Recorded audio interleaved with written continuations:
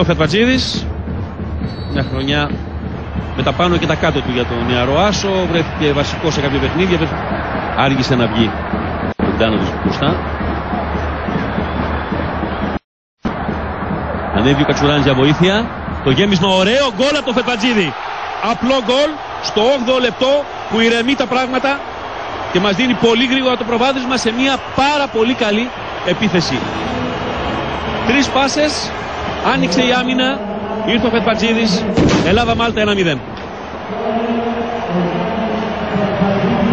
Και ο Σάντος ήρεμας και ικανοποιημένος. Όλα ξεκίνησαν από το κλέψιμο του Σπυρόπουλου από την άμυνα. Εδώ πλέον όταν έχει φτάσει η φάση είναι ο Νίνης, ανεβαίνει ο Κατσουράνης, του βγάζει ωραία την Παλονίνης, έρχεται μόνο στο πέναλτι ο Φετβατζίδης γιατί έχει πάρει παίκτη μαζί του. Εδώ και πάλι μπάλα.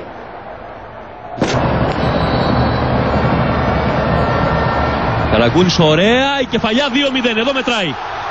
Εδώ είμαστε στο 2-0 με τον Κυριάκο Παπαδόπουλο.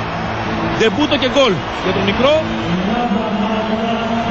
2-0 για την ελληνική ομάδα.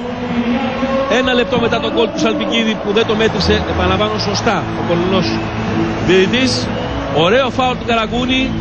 Ο Παπαδόπουλος πήρε πολύ καλή τοποθέτηση μες στην άμυνα των Μαλτέζων και κάνει το 2-0. Πάμε λίγο στον Αλέξανδρο Σωτηρόπουλο. Ασφαλώς και υπάρχει μεγάλη ικανοποίηση στον πάγκο, όχι μόνο για την εθνική βάλει 2-0, γιατί σκόραρε ένας παίκτης που κάνει τεμπούτο, ο Κυριάκος Παπαδόπουλος, ο οποίος έρχεται τώρα εδώ μπροστά στον πάγκο, αγκαλιάζει τον Μάκη Κερμανίδη, τον φροντιστή της εθνικής ομάδας. Και φυσικά όλοι στον πάγκο δίνουν συγχαρητήρια για αυτή την πολύ ωραία εκτέλεση από την εθνική ομάδα. Αυτό θέλαμε, 2 γκολ. Δείξουν ότι υπάρχουν και αυτοί επιθετικά. Εδώ η μπάλα θα τους κάνει τα χατήρια, υπάρχει κίνδυνος εδώ και το 2-1 γίνεται.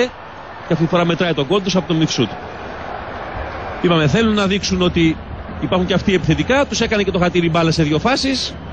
Βρέθηκαν απέναντι από τον Κωνσταντόπουλο. Με εντύπωση πως δεν υπάρχει offside εδώ. Για να δούμε. Ξεκινάει η προσπάθεια. Οι τρίπλες από τον Μπαχάντα. Εδώ δεν υπάρχει τίποτα. Ούτε εδώ υπάρχει τίποτα.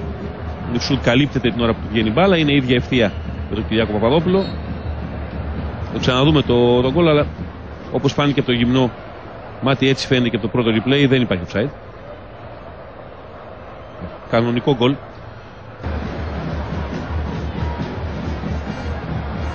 Κινήσεις στο σουτ, η μπάλα στο δοκάρι της εστίας του Κωνσταντόπουλου που έδειξε να ευνηδιάζεται.